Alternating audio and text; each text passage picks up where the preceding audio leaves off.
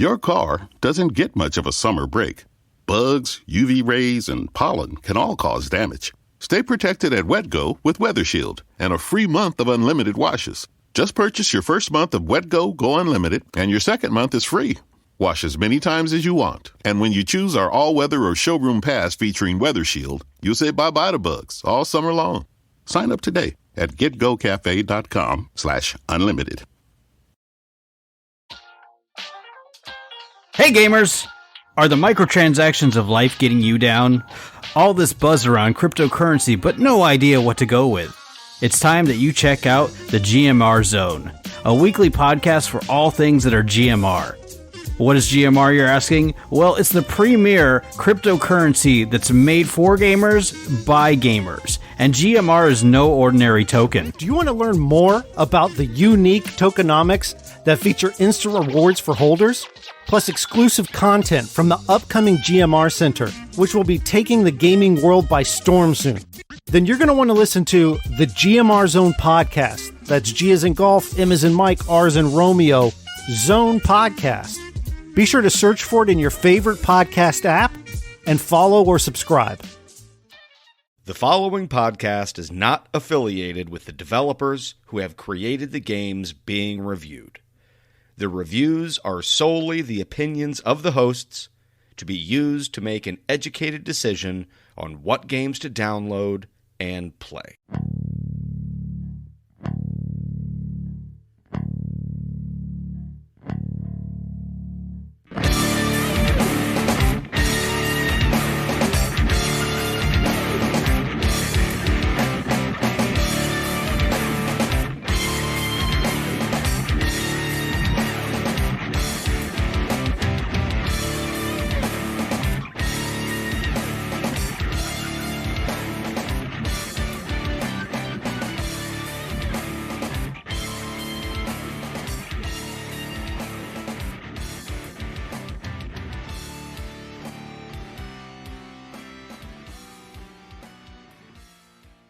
Hello gamers and welcome to Budget Arcade, the number one free-to-play gaming podcast in the world. I am Scott, and normally on our on weeks we review a free-to-play video game and then we rate and review it. However, on the off weeks, either Jeff or Mark or the both of them will do something just to try to amuse you. This week, however, I do have a special guest that I'm going to be interviewing. I have Frank Katina from the GMR Zone podcast. Frank, how's it going? It's going pretty well, Scott. How about yourself? I am doing pretty well. Tell us a little bit about your podcast. Well, the GMR Zone, it kind of just started as a fun project when we got involved in this cryptocurrency called GMR. And I saw that the project, it wasn't just a token, it's an entire gaming project. And having a background in podcasting, me and a couple of the community members, we just started producing one for them. And they liked it so much, they decided to make it the official podcast of GMR. So what we do on the GMR Zone is we sort of gather all the news for the week. We have it divvied up into a couple of segments that cover the community news. We go over questions that people have. If people have any FUD, which in cryptocurrency is fear, uncertainty, and doubt, we address those points as well. And it's just sort of like a general roundup of the things that have happened over the week with the GMR project. Can you explain a little bit more as to what GMR is? Yeah, that's probably a good idea. So GMR is, and again, it started as just a token, and then I found out that there's this whole project behind it. So what it aims to do is sort of cross the bridge between cryptocurrency and gaming, which might not seem like, the most obvious thing at first, but really it's sort of the end road for gaming and as far as, spending money in games goes. So for example, they're going to be launching the GMR Center soon, and on there you'll be able to stream, host your game streams there. You'll be able to watch other streamers there. You'll be able to buy NFTs. NFTs are a really interesting thing. And you'll be able to buy GMR. You'll be able to buy games. It's sort of like Twitch on steroids at this point. Do you know what NFTs are? I'm not familiar with them, no. So NFTs, they're actually, I'm sort of learning about them myself still, but NFTs are a really interesting idea. So let's take this podcast that we're doing right now, for example. For whatever reason, let's say somebody's like, oh man, this is the greatest podcast I've ever heard. They can actually... Which it is. What's that? Which it is. It is the best. They can actually buy this podcast on the blockchain and be verified as the owner of it. So we could put this entire podcast up as an NFT and sell it and make a bunch of money because, like you said, this is the best podcast that there is. This specific episode, not the actual whole podcast. That's right. Well, no. You guys are great. I'm not ready to sell out like that yet. So GMR is being developed by gamers for gamers, correct? That's right. The developers of the project are huge gamers, huge nerds in general, as far as gaming and crypto goes. They're like super nerds when it comes to crypto especially, but all of these guys are gamers. I've had the pleasure to talk individually with each of them, and the level of knowledge that these guys have about all of this is kind of scary. Actually, it's really impressive. That's pretty fitting considering, in my opinion, game developers invented cryptocurrency. You think so? Now, I'm going to probably piss some people off by saying this, and I'm going to take you down a little bit of a rabbit hole. But so Bitcoin came out in 2006, I believe, correct? Somewhere around there, 2006, 2007. Yeah. So, and that's considered the first quote unquote cryptocurrency. However, what was it? 2 years before that, World of Warcraft came out. And their in-game currency system, I would argue, is a cryptocurrency.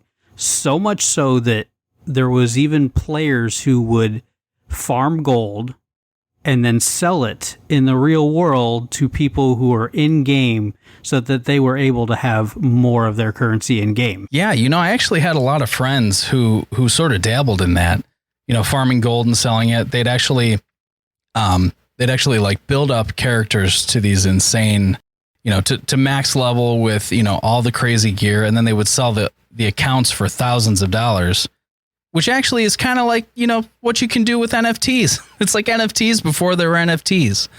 So yeah, the connection, you're right. The connection is definitely there. And I mean, even before World of Warcraft, there was Ragnarok Online, and that one had the same type of thing where people were farming money in the game and then selling it in the real world.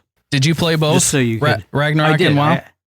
Yeah, I did play both. I was actually a beta tester on Ragnarok Online when it was first introduced into the States. So you'll be interested to know that one of the lead developers on this project was involved in the development of Ragnarok Online. Oh, that's super cool. Yeah, when RO first started, they had it in the United States, and then I think too many of the player base pissed off the developers, and they actually pulled it out of the US for, I want to say, like 3 years.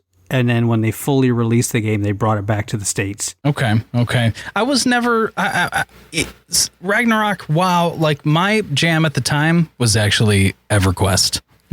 Or Never Rest, as we used to call it. Never Rest. You didn't delve into, what was the other MMO at the time? Dang it. Ultima? One we did on the... No, it was one of the ones we did on the podcast. It was RuneScape.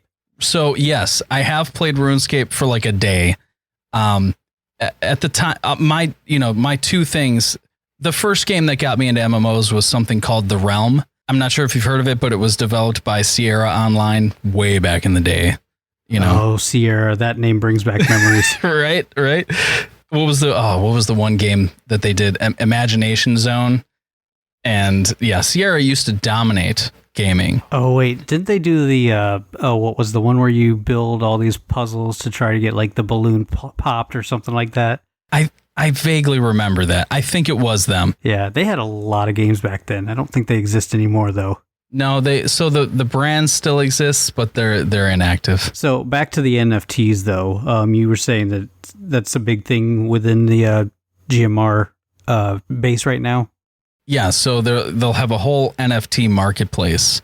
And NFTs are crazy. Like, for example, Jack Dorsey, CEO of Twitter, sold the first tweet ever for like $2.1 million.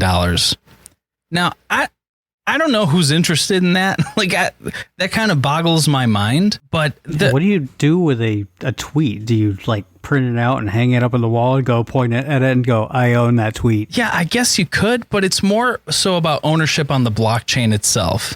So if somebody made a crazy claim like, oh, I own Tom's profile from MySpace, and oh, nice. and you'd be like, what are you talking about? And then they could actually like prove that they bought this. And more interestingly, once you buy an NFT, you can actually like still own it, but also like sort of like sublet it to other people. So you can like resell it, but still hold like the original, kind of like, if you owned the Mona Lisa and then you sold copies of it. Interesting. Okay. So it's no banana on a canvas then? No. No, it's not. No. It's more like a digital banana on a canvas or something. Oh, okay. Here's my digital banana on a canvas. Prove you own it. $300 million. Prove it. I own it. Yeah, I own it. Yep. It's peanut butter jelly time. God, don't get that song stuck in my head, please. Too late. I should throw that at the very end of the episode just to spite you, because I know you'll be listening. You've lost a subscriber today. No, I'm just kidding. So let's talk about how GMR differs from other cryptos. Okay, so GMR has less in common with cryptocurrencies like Bitcoin or Ethereum, and more in common with all the new like sort of DeFi coins and all coins that have been coming out lately. Like, for example, it started off with like a quadrillion tokens, right?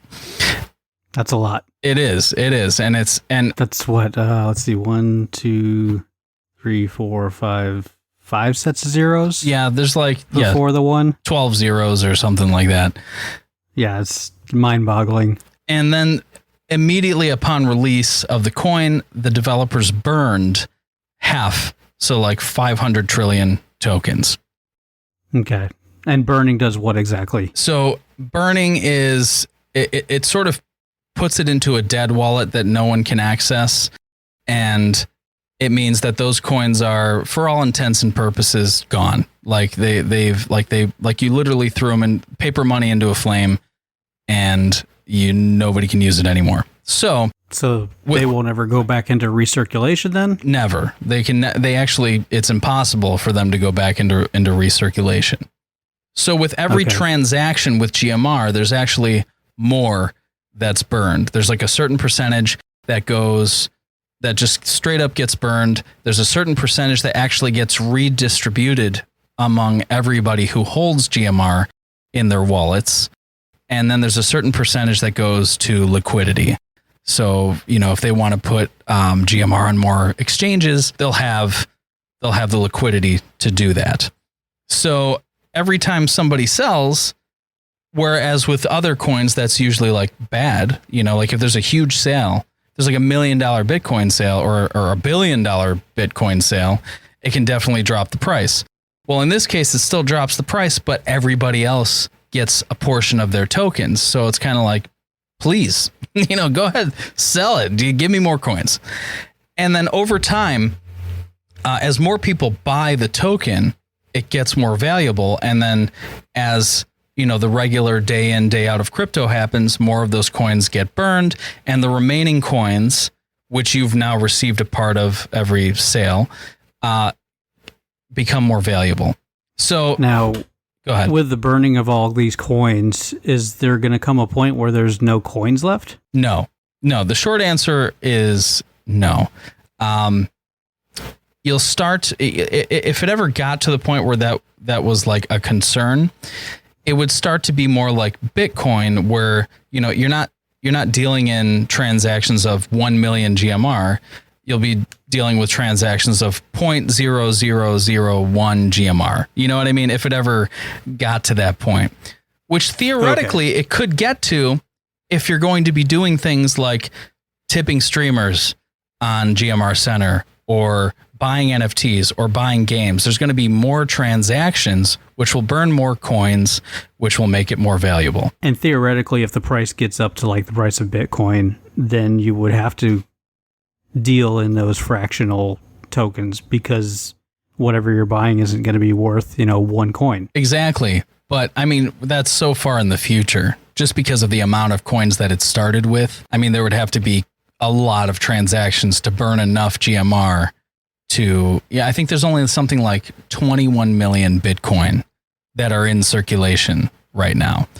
And, to go from 500 trillion down to 21 million, I mean, that's quite the burn. So, hopefully, hopefully it does get to that point where we're dealing in fractions of one instead of, millions of GMR. But there's so much room for growth, especially with things like GMR Center, API integrations into other platforms. You could theoretically, and, I'm not saying that because I can't give too much information, but let's just say theoretically, you could start using GMR on something like Twitch, right? Well, now the user base that Twitch has, instead of tipping people in bits, you could be tipping those streamers in GMR as well. And that'll automatically create a wallet for that streamer. So whether they know about GMR or not, suddenly they'll have access to this sort of second stream of income. Nice. And let me take that a step further, okay? How about integration into video games? For example, a lot of the games that we review on this podcast, they have what we would like to call currency bloat, where there's like 5 or 6 different currencies in each of these games. Yep. And the problem you see with that is that whenever you're purchasing an in-game item, generally the price of that item doesn't correlate to the amount of currency that you're purchasing in the game. For example, I'm going to just use Riot and League of Legends, all right? Skins for characters are like, I want to say, I know on Wild Rift, which is the mobile version of League of Legends, some of the skins are like 700 of what's called whatever their currency is, okay? Yeah. But the lowest value you can buy is like 500. The next up value is like 1,000. Uh-huh. Some skins are worth a little bit more than 1,000, depending on how good a quality, quote unquote, that skin is. And to be able to purchase one of those higher tiered skins, you have to make a purchase of 2 separate transactions or go on to the next highest one. Right. And it's just, and then the problem is that you end up having this leftover currency in the game that you cannot use. I would like to see integration of GMR where, they partner with Riot and you pay a flat fee with your tokens for said skin. And even further, you could be like, okay, well, I'm already connected my GMR wallet to Riot's servers. Mm-hmm. Now I can go over to Teamfight Tactics and buy a skin on there without having to purchase another currency because I'm still already connected. Or I'm going to go over to Legends of Runeterra. They're one of their other games. And I'm going to purchase cards there because I already have it connected and I don't have to buy extra currency. So that would be like, ideally, that's what this platform would be amazing for. So you've definitely done your research, and man, you are right on the money. So that's the plan, is to have GMR used as an in-game currency. Now, in my mind, the sort of like, why would developers want to do this? Well, now they're getting direct income of a deflationary token that becomes more valuable over time. Right? Not only that, but they don't have to create their own currency in a game. That's taking a piece out of their development time that they don't have to worry about. Exactly. Yeah. I mean, so that's what the developers at GMR are trying to do with the GMR Center, is create these integrations and these APIs that make it super easy for game developers to have their product run through this platform. It'd be like, it's like combining. This is how I've explained it, and I'm not speaking for the devs when I say this, but like in my mind, it's like combining Twitch and Steam and mobile games, Facebook currencies, and microtransactions, whatever. It's like putting it all into one space in a super usable fashion with like a super easy to purchase coin. Everything about it just makes so much sense. Yeah, definitely. Like just thinking about it before recording and everything, it was just like, oh, but they could do this and this and this, and that would be so cool if they did that. Right, exactly. And like, I got to say, everything that we've talked about, you know, I know it's on their radar. I know that these things are being worked on. Oh, no doubt. I mean, there are like-minded gamers. They're probably already thought of that way before I ever thought of it. Yeah, actually, I got a chance to question them about how long. I can't say specifically, but like the token launched, and I think a lot of people's first impression is like, okay, that's when development started. But no, development's going on for a long time. And I think the token sort of like, I don't want to say it was an afterthought because it's not. The token just made so much sense for the platform that they couldn't ignore it. You know, even if you were building, if you were building a new modern gaming platform, I think it's unavoidable to have cryptocurrency involved. If you're thinking, you know, futuristically, if you're thinking about like, you know, your sort of, if you're trying to future-proof your platform, cryptocurrency's definitely got to be involved. Yeah, that's a good point on that. As far as a new platform is concerned, especially with you guys, you were talking about how it's kind of like Twitch where you'll be able to stream on it. What are the plans to be able to pull people into this platform other than the fact that you're going to be buying your GMR tokens from the platform?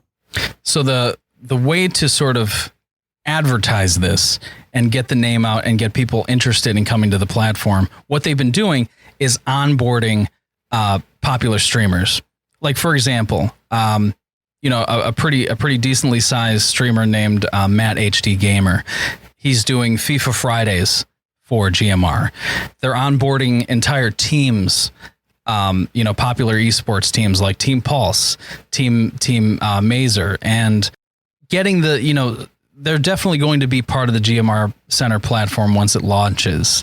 So having the names, you know, to sort of bring their audiences with them, and you know, they'll use those streamers that they've onboarded to show exactly what the GMR Center can do. Okay, that's nice. I'm going to pitch something to you, okay? All right.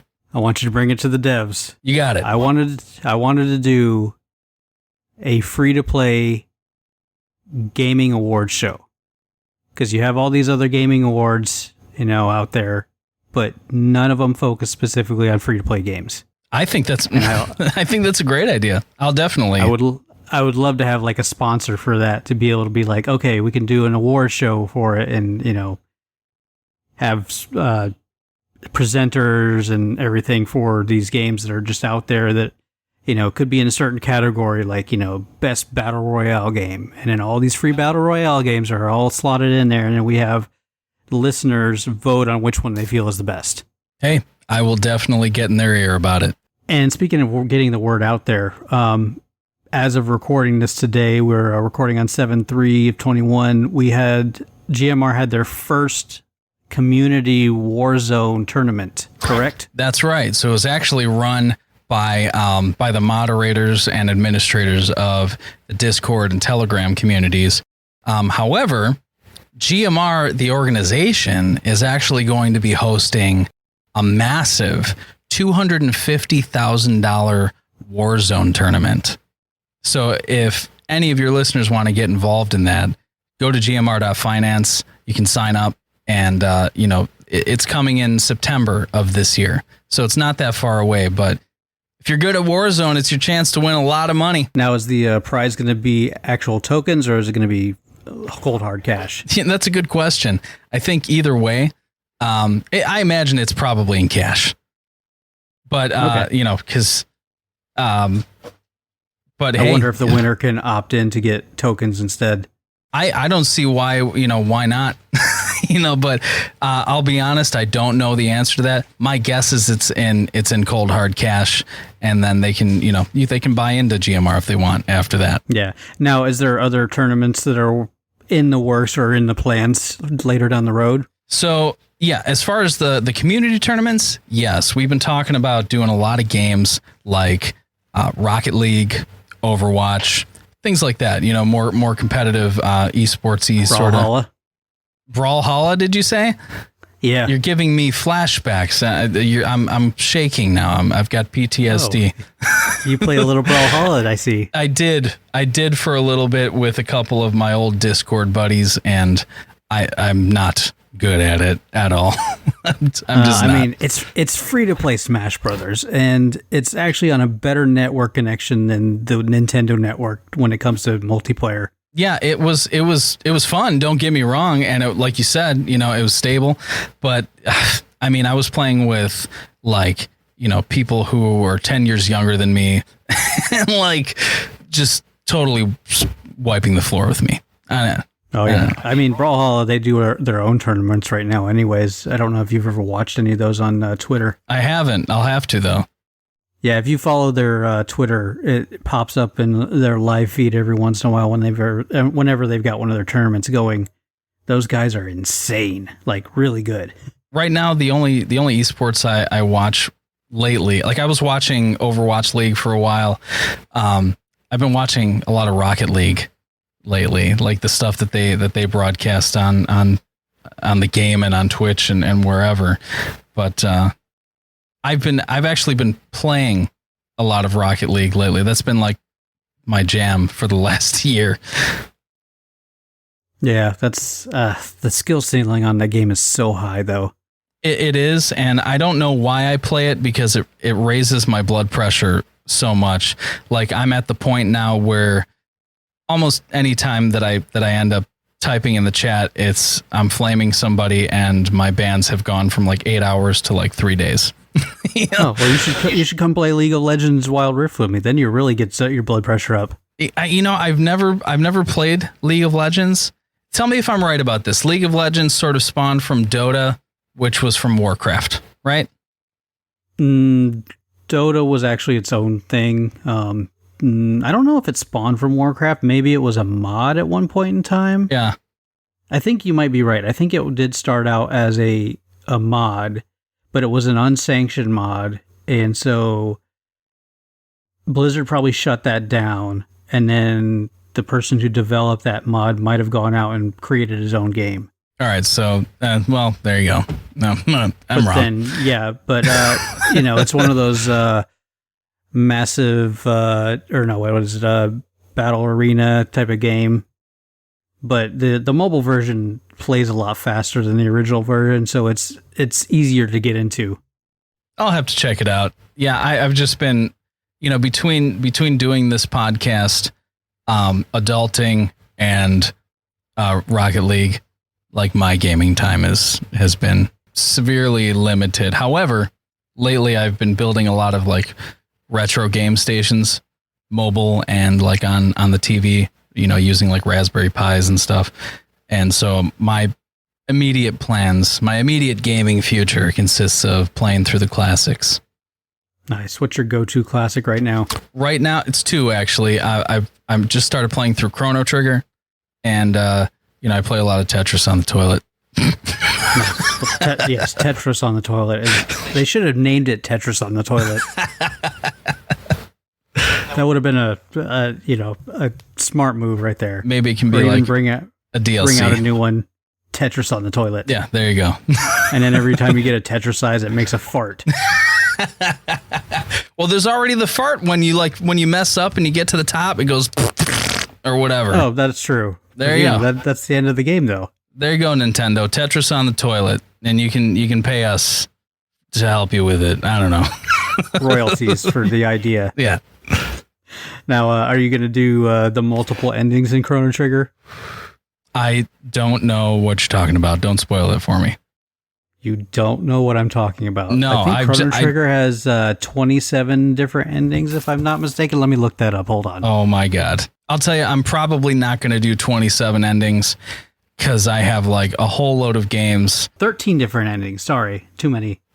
Yeah, I'm probably not. I didn't even know. So this is why I'm doing this, because there's so much I've gamed since I was a kid, but there's so many classics that I didn't play through. I want to get through Chrono Trigger, Breath of Fire. Now you know, and knowing is half the battle. Yeah, now I know, and thanks. Now when I finish it, I'm gonna be like, well, Yeah, that's not You're good gonna be enough. Which ending was that? Was that the good ending, or was it the bad ending, or the mediocre ending? How do I get the next ending? Like, I played through Red Dead Redemption 2 and found out that my ending was like the bad ending. Oh, really? It's like, when I gotta do it again. Yeah, I think. Oh, what is it? You get killed in the end, or something like that, or you kill somebody and it's a bad ending. I don't remember. If you're a person through the whole game, you get the bad ending, and if you're a good person throughout the whole game, you get the good ending. But now, so I thought I was being the good person, so I don't know what the hell I have to change, but I guess I got to do it again. Did you get the glitch where your horse set on fire? No, I didn't. See, that was stop. quite interesting. You're just adding so much to my plate because now I got to do. Oh, I got to do that. They fixed that. Don't worry, it's fixed now. As long as you got the DLC for that. But like when they first launched the game, there was like a path on one of these horse-drawn carriages. They would hit this certain point and just anything on that would burst into flames, including the horses and the people. It was gruesome. Like you would see horse bodies and carriages like burn out in this one spot, and you're like, what's going on here? And then like somebody would come by and just like touch the spot on the ground and they just burst into flames. It's terrible. I don't understand how glitches like that really make it through. Though, honestly, I asked David Brevik, the creator of Diablo, that question, and he was like, gave the perfect answer. What was that? He basically said, like they kind of let those things go through, not knowing they're there, just so they can get the game out in time. But then they go and hot fix it to get it done, fixed up. The plight to learn about it. The plight of modern games is that, I know a lot of people complain like, well, they should have all this stuff finished beforehand. And it's like, dude, games are not, the 6 hour, platformers that they used to be. We're talking about like over 100 hours of massive open world stuff you can do. Well, not only that, you've got it where you're not shipping out the media on discs nowadays or on cartridges. It's, mostly digital. So you can get it out there quicker or more quickly. Yeah. Whereas the game-breaking glitches didn't generally show up in older games. The things, so I understand that kind of thing, but the things that make me upset these days are like, Cyberpunk 2077 takes, 8 years and then ships completely broken. Like, did nobody play it before it came out internally?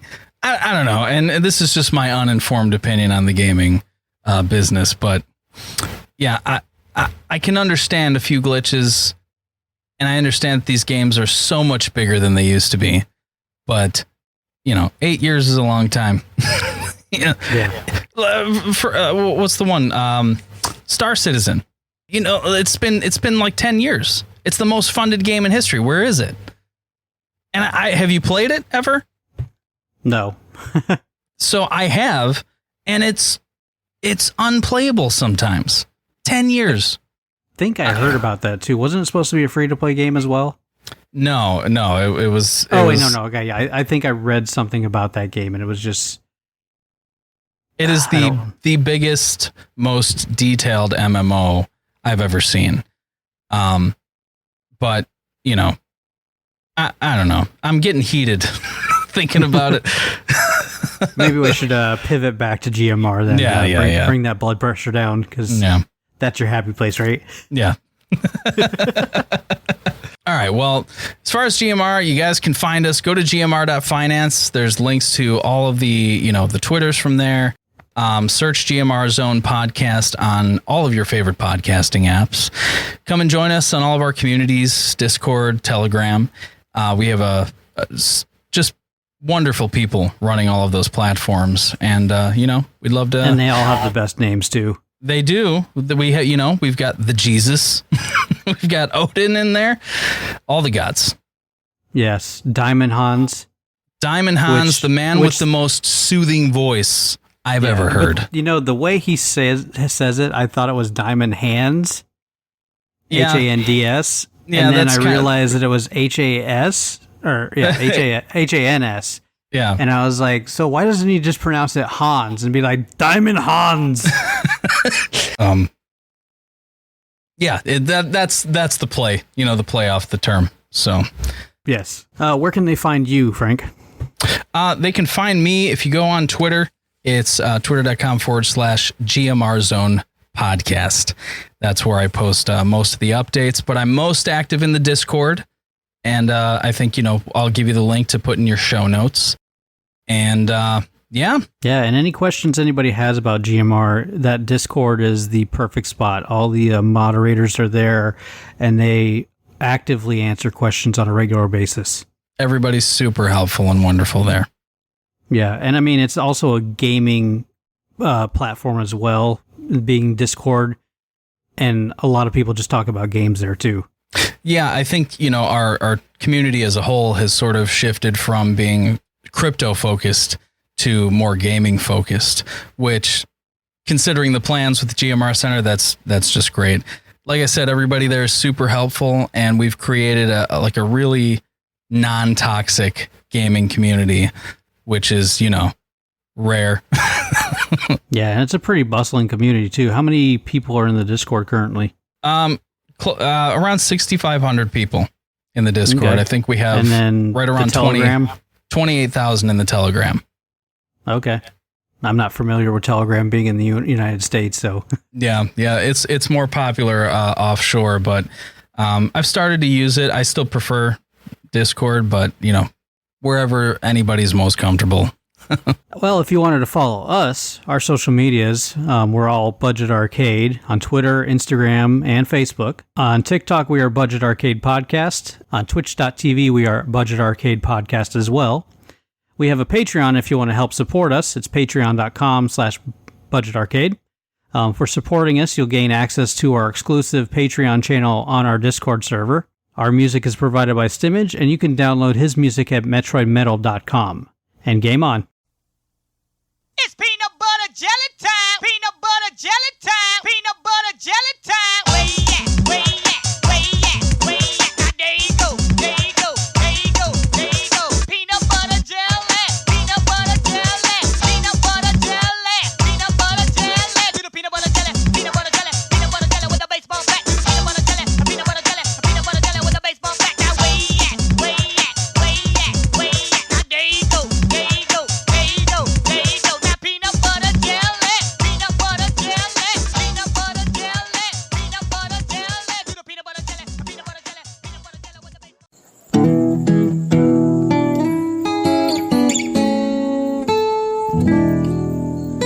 Imagineville Podcast Network. Your car doesn't get much of a summer break. Bugs, UV rays, and pollen can all cause damage. Stay protected at WetGo with Weather Shield and a free month of unlimited washes. Just purchase your first month of WetGo Go Unlimited, and your second month is free. Wash as many times as you want. And when you choose our all-weather or showroom pass featuring Weather Shield, you'll say bye-bye to bugs all summer long. Sign up today at getgocafe.com/unlimited.